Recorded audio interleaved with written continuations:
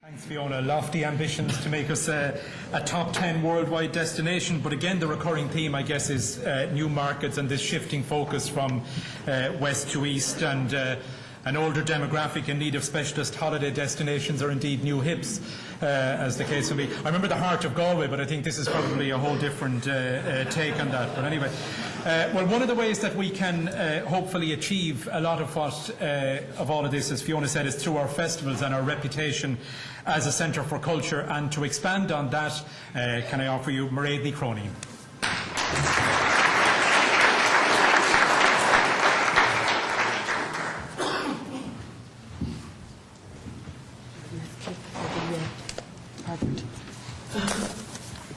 So it is left click to go forward on the computer. Left click.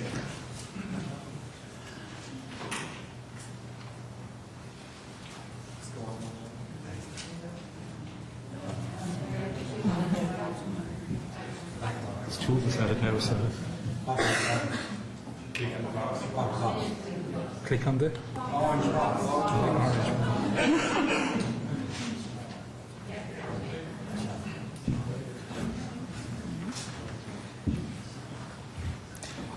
Sorry about that. As you can see, I'm probably more comfortable putting plays on stage than pushing buttons on for a PowerPoint. And we had discussed maybe taking a kind of a playful way of interpreting the arts and culture pillar to the venue today. We had talked about maybe putting it all in song or maybe dramatising it in some way. Eventually, time kind of caught up with us, but there is a map going around which maybe shows the more playful side of the arts and culture pillar, or maybe just a different way of kind of imagining it, and that's what I hope to present to you today. My name is Mairead Chroinin. I'm a theatre artist working in Galway, as Dave said, and Pádraig Branagh unfortunately sends his apologies, he couldn't be here today. As you can see, our arts and culture pillar comprised Pádraig Branagh, who is the head of the Galway Arts Centre, myself, Aideen Barry, who's a visual artist and also a lecturer in GMIT, Ollie Jennings, who's a music promoter who you probably know well as the manager of the Saw Doctors, and Fidelma Milan, apologies for the spelling mistake there, who represents the Solace Cinema Project. And as always, the pillar is very, very open to anyone interested in arts and culture for their new voices. As I say, this is the beginning of a process, and we decided to put together a few ideas of what Galway in 2040 might look like from an arts and culture perspective. So I'd like to start maybe from where we are at the moment. To look at some of Galway's qualities as maybe people from the arts and cultural sector would see it. One of the qualities is definitely the multicultural influences that Galway has. We've been extremely lucky in welcoming people from various different cultures, and this has really had an effect on the output of arts and culture in Galway. I think if you look at the people who are actually working in arts and culture, about 50% are not Galway natives, and maybe perhaps even more. So in arts and culture we have people working from Europe, Japan, England, America, and all of that input has had a great effect on the arts and cultural output for Galway. Second of all, we have strengths in theatre, traditional music, Irish and spectacle, and I picked those out in particular. We also have strengths in many other areas, but I suppose they would be the strengths that are maybe marketed. Fiona was pointing to Druid and Mockness especially, and they are long established and cultural people to be very proud of in terms of the arts and culture through Galway. So I picked them out as a strength. And of course also, as Fidelma was pointing out, we have the Irish language, and we also have a very good reputation for traditional music, especially traditional music presented in settings such as pubs, informal settings that tourists can come to and enjoy, and also the citizens of Galway can come to and enjoy. As Fiona pointed out, we have a tradition of the arts in temporary performance spaces. So we have the Big Top through the Arts Festival, and we also have many arts festivals, or the Galway Arts Festival, presenting the visual arts in rented accommodation, in rented retail spaces. This is a negative aspect for the arts and cultural community in Galway, but I would also point to the fact that it could be turned into a positive aspect as well, in the sense that maybe in terms of art and culture, many things are temporary, many things change. The idea of creativity is that you're constantly changing and constantly innovating. So the idea of having art in temporary performance spaces, yes, we do need temporary spaces, we definitely do, but it's not necessarily something that is entirely negative, and in fact it might be a very unique quality that we could build on in Galway. As Fiona also pointed out, we have a strong festival orientation. Again, that is a source of frustration for many people in the arts and culture community, because if you're not involved in a festival, if you actually want to be working in arts and culture for the whole year round, you're faced with a conundrum of how to get the audience in when it's not part of a festival, how to gain the attention of funders when it's not part of a festival, how to gain the attention of the business community when it's not part of a festival. So on the one hand, the strong festival orientation is a very positive aspect of Galway, and it should definitely be built on, and the special care should be given to the new festivals that are coming up, because of course Galway Arts Festival and Courch were young festivals once. There's always new ideas for festivals. There's the Darklight Film Festival, there's a Short Film Festival, there's the Young Galway Theatre Festival. All these are festivals that are just on the fringes of Galway now, but it would be great in 2040 to see these as established festivals, giving voice to new and different art forms. We have an international reputation, again a fantastic quality, and one that is really beyond price, and one that really goes back to the artists of the 1980s and 1990s, Macnas and Druid, and many of the other festivals that have worked, and theatre artists and visual artists who have worked very, very hard and have stayed in Galway, which is very important, have stayed in Galway and worked hard to make the arts and culture very strong. Just to point out another aspect of working as an artist, which isn't very well known, the average annual wage of an artist is approximately €14,000, which makes it very difficult for many artists to make a living, and also makes it very difficult for the arts and cultural sector to sustain itself. And this is something that we would very much like to see addressed coming up to 2040. I could quote many, many figures, because the Western Development Commission recently commissioned a fantastic report on the Creative West, looking at all the creative industries, and in particular people working in the creative sector. But it's currently estimated that around 9,000 people are employed in the creative sector in Galway. So where are we going?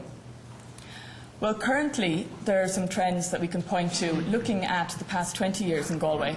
In the arts and cultural sector.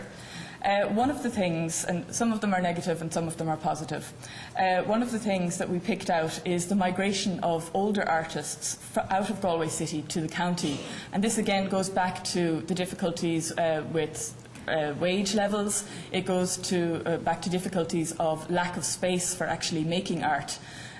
Which has kind of forced a lot of artists who would have started out living and working in the city to migrate out to areas in County Galway, such as Tuam or Athenry, where the cost of living and the cost of working is much lower. And this kind of removes the centre of creativity away from the city and spreads it out through the county, and makes it maybe a bit more difficult to focus all those energies in the city and to kind of build on that energy. The second point is a migration of technical expertise to Dublin and abroad. I hadn't realised, but in speaking to Pádraig and Ollie about kind of the years of the Galway Arts Festival, a lot of the technicians who would be very, very expert in what they do, the lighting people, the sound, the rigging, set design, a lot of people who started out in the Galway Arts Festival would have learnt their trade through the Galway Arts Festival, would have learnt it through Druid, actually were forced to emigrate or migrate out of Galway to other areas such as Dublin or even abroad to find enough work to sustain that work. So that we're looking at it as a migration of skills which are actually built up in Galway but then are kind of forced to leave in many cases. Short cycles of creativity. Artists are burnt out in their 30s and they often leave the profession. So again, we're looking at people being very prolific while they can survive on quite a low wage, while they still have the ambition and maybe still have the passion to put into working on quite a low wage. And then we find that that kind of dies out. I mean, people want to settle down, they want to raise families, they need to have the money to cover the cost of schooling and everything. So we find that there's quite short cycles of creativity. Some of the older companies, Druid and Macnas again, are not like this, but you do find, if you look at the history of the arts and culture in Galway, there are a lot of theatre companies that rose in the 1990s and are now forgotten because they weren't sustainable for their members and they didn't last. On the positive side, we have a growing body of young artists graduating from NUIG and GMIT. This is a very exciting development of visual artists coming out of GMIT visual art, and also the new MAs that have been established in NUIG in theatre practices and screenwriting and areas like this. And again, looking at the whole migration of artists and the short cycles of creativity, one of our aims in realising this vision for Galway 2040 is that we wouldn't be pointing to the fact that 50 or 75% of these artists have now left Galway, that we wouldn't in 2040 be saying that these people who studied and who had such ambitions and who had such passion actually left to go to Limerick or to work in Dublin or to work abroad. So we would be looking through this vision to keep all this fantastic talent right here in the city for the good of the city. The high potential of the creative sector, again, this is contained in the Western Development Commission report, which points to the high economic potential of the creative sector as a growth for Galway. Again, looking at the development of the arts, there's been no sustained development in the arts, we would argue, due to the lack of financial infrastructure and policy supports. So again, the short cycles of creativity have led to difficulty in kind of breaking through a particular ceiling, which would make companies or make artists sustainable. And there is, although Galway is a fantastically cultural city in many ways, there is quite a low level of public exposure and critical awareness, by which I might refer back to this later when I'm talking about what we would hope for people to be speaking about in terms of the arts. So a vision, what would a vision for culture and the arts look like? Well, first of all, it would look at what the place of the arts would be. So culture and the arts, we would argue, should affect what the city looks and feels like, what the city thinks about itself, what outsiders think of the city, how the city functions, and what the city creates. And when we were looking for an inspiration for what this vision should contain, we looked at some of the following quotes. Creativity requires a mental state that welcomes ambiguity, doubt, confusion, irrationality, anxiety, error, failure, risk, and change. So not things that we would usually think of as positive, but a mental state that sees all these as positive qualities. And in terms of when we're talking about innovation, there's a lot of talk at the moment about innovation and the smart economy. You'll find a lot of people talking about people being willing to fail, or people being allowed to fail, people being allowed to take chances, people being allowed to create and for it not to go well.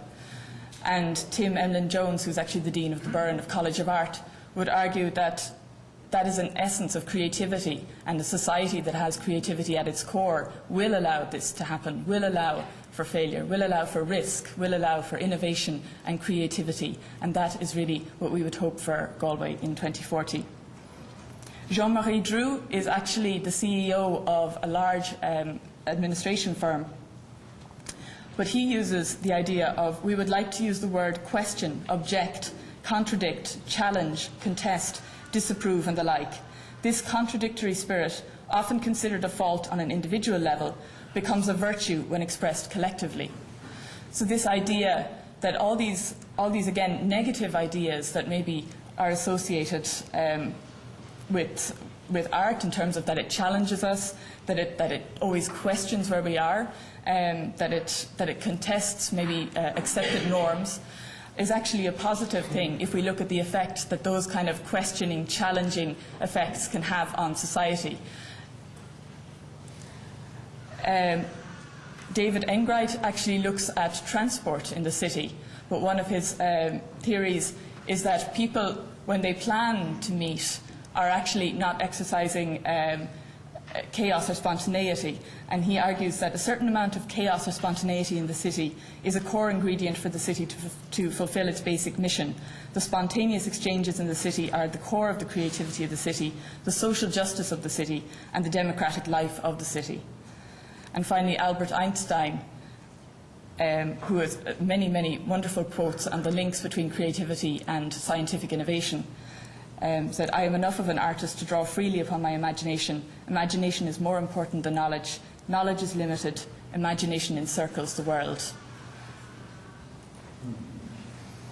So our vision for culture and the arts actually breaks down into three sections. The first is the role of culture and the arts. In 2040 in Galway, culture and the arts will be an integrated part of the social, political and economic fabric of Galway City. Culture and the arts will be a creative force that sustains entrepreneurship, a source of imagination and inquiry in education and research, and a catalyst for civic engagement and social inclusion. In the second place, support for culture and the arts. Galway City will be defined by its passion for culture and the arts, and artists will have infrastructural, educational and financial supports to make, show and tour work that sets international standards. The city will sustain a vibrant community of Irish and international artists between students, emerging artists and established artists. And third, the effect of culture and the arts. Art and culture will permeate the everyday life of Galway City, disrupting the norm and creating a contradictory public spirit that welcomes ambiguity, irrationality, failure, risk and change. Arts and culture will give people experiences that are live, unpredictable, spontaneous, inspirational, challenging and passionate. Culture and the arts will be a topic of debate and discussion in pubs, cafes and on the streets. So it's an ambitious vision, as you can see. It takes into account a certain amount of assumptions, and our assumptions are, to a certain extent, playful. We've laid out our assumptions in kind of assuming that this is what happens. So to realise this vision in 2040, looking back, this is actually what has happened in education. NUIG and Galway and GMIT have designated theatre or performance arts as a research area of excellence, and they've created a global research network in theatre and performance, linking Galway with centres of excellence in Limerick, Latin America, the USA, Canada, Europe, China and India. In 2040, GMIT or NUIG has a separate department of creative practices, including theatre, produces on average 150 graduates per year across a spectrum of degrees, linking with degrees in digital media, physics, engineering, languages.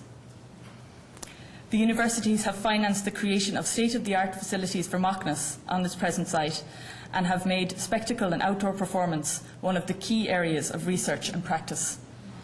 And the university supports graduates through trainings in entrepreneurship and through placements in studio spaces following graduation. In infrastructure for the arts and culture, we came up with many different ideas. One of them is Galway City has incorporated innovative facilities for making and showing art in key public areas in the city. Cant Station, the Harbour Village, Connacht Laundries, the Black Box Complex, and we've also appropriated the Bank of Ireland building at the top of Eyre Square.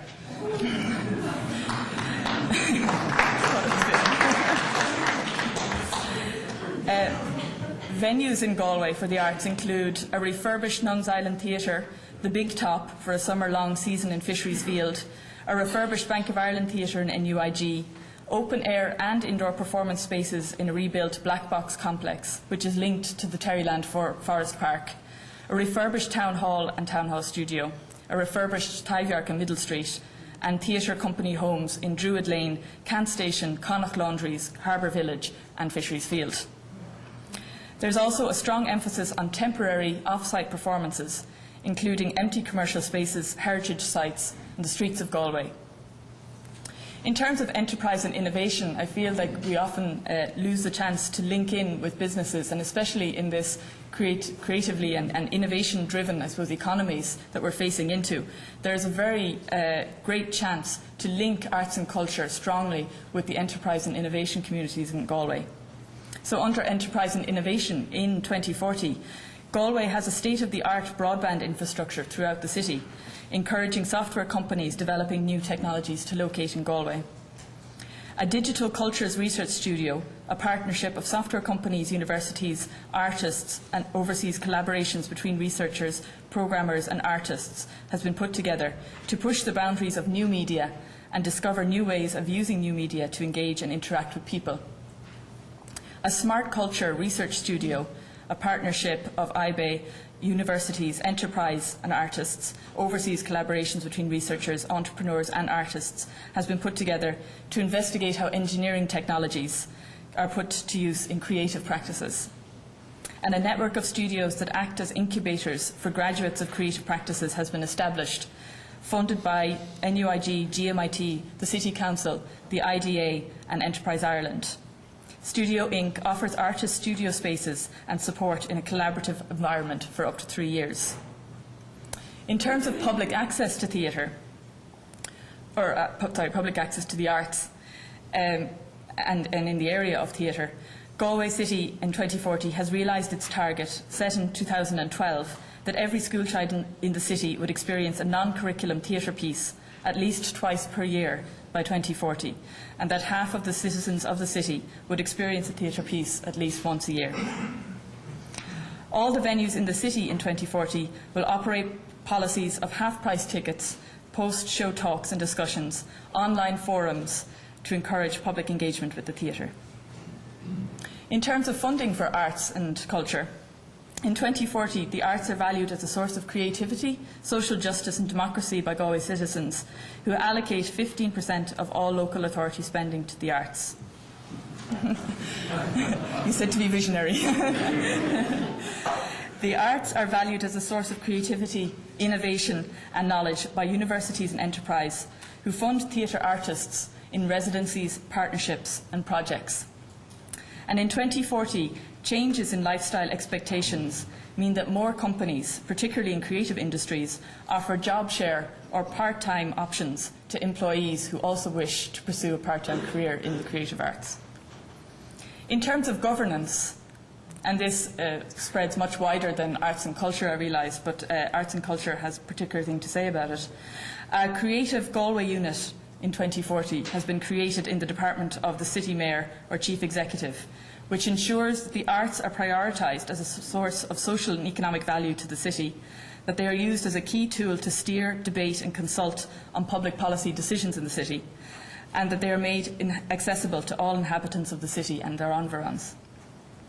The City Council in 2040 runs a policy of engagement with the arts for council employees and their families. In 2040, artists engage regularly with local and national public representatives, City Council officials and other policymakers. And finally, if I can just point you to the map that you have.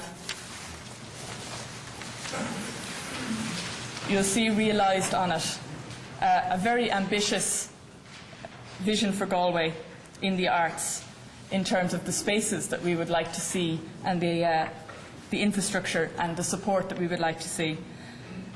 So on the far left in Henry Street, we have the Connacht Laundry site, which now hosts Lurrock printmakers, studios, workshops and community spaces, particularly for the community in Chantala.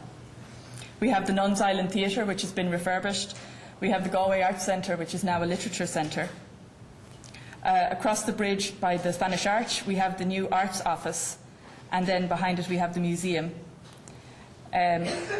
Brian would be glad to know that I've appropriated Centre Pier for a landmark building, which includes a library, the council chamber, a cafe bar, community meeting rooms, and a state-of-the-art performance conference space.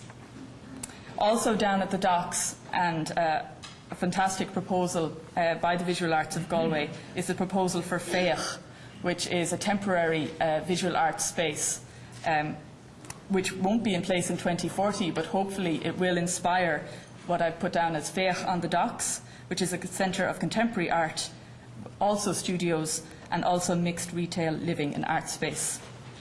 We have a digital creativity hub up by the new Enterprise Ireland Centre up by the Kent Station, which includes design studios, incubator spaces, workshops and labs for a fusion of artists and digital media graduates. We have sculpture factories and a permanent home for Macnas out on the Dyke Road in the space where the Black Box used to be. And out where Macnas currently is, we have the Big Top, which is now a summer-long permanent facility for hosting concerts, hosting those big concerts. We have a Department of Creative Practices in NUIG or GMIT, which is linked with Macnas and which prioritises spectacle.